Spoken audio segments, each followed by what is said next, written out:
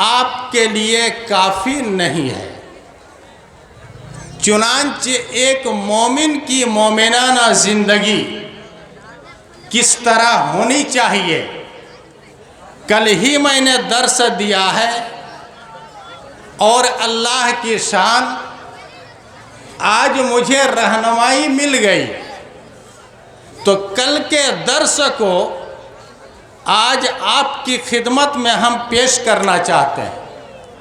تو ایک مومن کی مومنانہ زندگی، مومنانہ حیات کیسی ہونی چاہیے، ہم کو کیسا رہنا چاہیے، کیا بننا چاہیے۔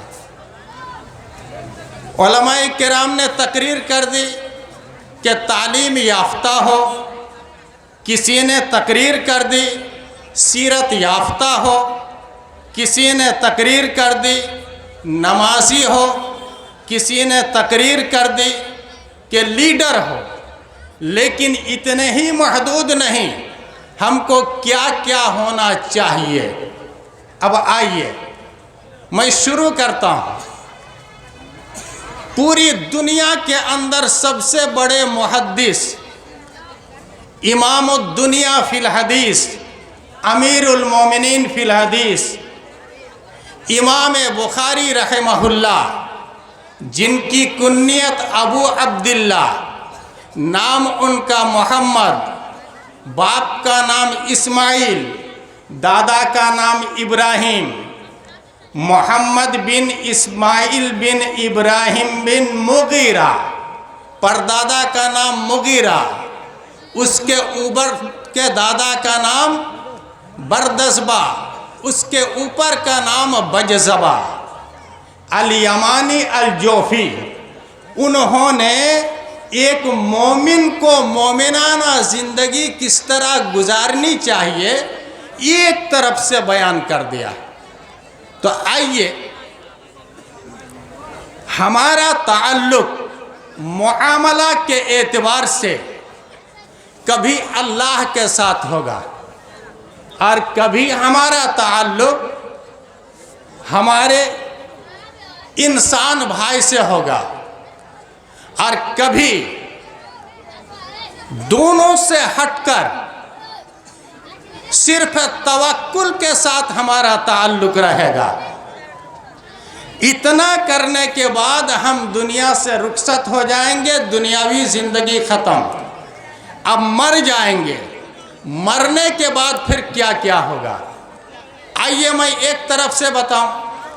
امام بخاری رحمہ اللہ نے فرمایا کہ ایک مومن کے لیے سب سے پہلے قرآن سیکھنا پڑے گا، اس لیے بخاری کے اندر پہلے صفحہ میں قرآن کے تعلق سے، وحی کے تعلق سے انہوں نے عنوان قائم کیا ہے کہ کسی بھی بچہ کو، کسی بھی بچی کو، کسی بھی مومن کو سب سے پہلے کیا پڑھنا چاہیے؟ قرآن پڑھنا چاہیے۔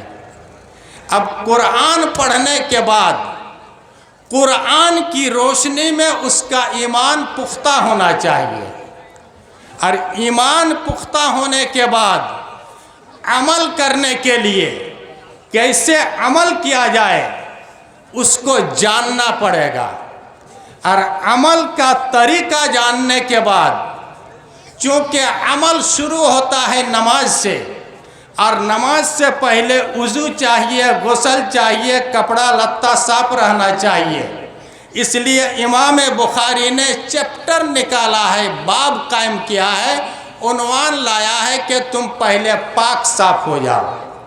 اب پاک صاف ہونے کے بعد پہلا عمل ہر انسان پر، اور ایسا عمل باقی 4 ارکان کو آپ تلاشیے، روزہ میں اتنی دعا نہیں، حج میں اتنی دعا نہیں، زکوٰۃ میں اتنی دعا نہیں، اور روزہ میں بھی، حج میں، زکوٰۃ میں، یہ سب میں اتنی دعا نہیں، جتنی دعا نماز کے اندر ہے، تو نماز کو تم پڑھو۔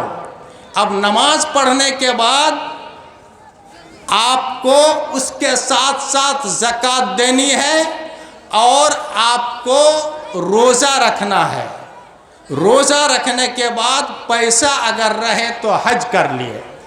یہ جو ہے یہ 5 کام آپ کا تعلق ہے اللہ کے ساتھ، تو کیا صرف روزہ، نماز، حج، زکوٰۃ کرنے ہی سے کام چل جائے گا؟ جی نہیں. اس لیے امام بخاری رحمہ اللہ نے اس کے بعد ایک باب اور عنوان قائم کیا ہے، کتاب البیوع، یعنی بڑا سے بڑا تم بزنس مین بنو. کتاب البیوع کا ترجمہ ہوتا ہے کہ بڑا سے بڑا تاجر بنو. صرف ہرن پور بیل ہٹیا کا تاجر نہیں، بلکہ ہندوستان پیمانے پر تم ایک تاجر بنو، ایک کمپنی بنو. اس لیے کتاب البیوع، ادھار کی بے کس طرح ہونی چاہیے اور پارٹنرشپ میں بے کس طرح ہونی چاہیے. ٹھیک اسی طرح بیع سلم، ہم بھادر مہینہ میں کچھ روپیہ لے لیے اور جنہوں نے دیا ہے اگن مہینہ میں دھان دیں گے. یہ سب طریقہ کیسے کر کے ہوگا؟ اس چیپٹر کو امام بخاری رحمہ اللہ نے لے آیا ہے. بہت مختصر بولیں گے. اب کتاب البیوع کے بعد امام بخاری رحمہ اللہ نے کہا کہ دیکھو، مال کی حفاظت کرنی ہے، کھا پی کر کے تو ختم نہیں کر سکو گے، اس کی حفاظت کرنی ہے. اس لیے جناب محمد الرسول اللہ صلی اللہ علیہ وسلم نے 23 سال کے اندر 13 سال میں 23 سال کے اندر 13 سال میں بلکہ 10 سال میں اور 2 سال چھوڑ دیجئے یا 1.5 سال، تقریباً 8.5 سال کے اندر انہوں نے غزوہ بدر سے لے کر فتح مکہ تک دوسرے کے مقابلہ میں اپنی مالی اور جانی حفاظت کے لیے جو جنگیں کی ہیں، اور اس جنگ کو جیتنے کے لیے انہوں نے اپنا CBI والا جو کام خود کیا ہے اور کروایا ہے، اس تعلیم کو بھی تم حاصل کرو. یعنی ایک مسلمان جہاں بڑا اپنے احقاق حق ابطال باطل کے لیے بہت بڑا بہادر ہوگا، وہی اس کو آج اس کی پڑھائی چل رہی ہے، نہیں چل رہی ہے، منو وگیان کی پڑھائی چل رہی ہے، CBI کی پڑھائی چل رہی ہے. ہم لوگ آپ لوگ کتنے ہیں؟ نہیں کے برابر ہیں. اب اس پڑھائی کے بعد امام بخاری رحمہ اللہ نے آگے چل کر کے بیان فرمایا کہ دیکھو، صرف مال تو تم نے کما لیا، مال کی تم نے حفاظت کر لی، تم تو مر جاؤ گے، لیکن مرنے کے بعد سن لو، تمہارا مال سڑ نہ جائے، گل نہ جائے. تمہارے مال کی حفاظت کے لیے تم کو نکاح بیاہ کرنا پڑے گا، تاکہ تمہاری نسل پیدا ہو، بیٹا پیدا ہو، بیٹی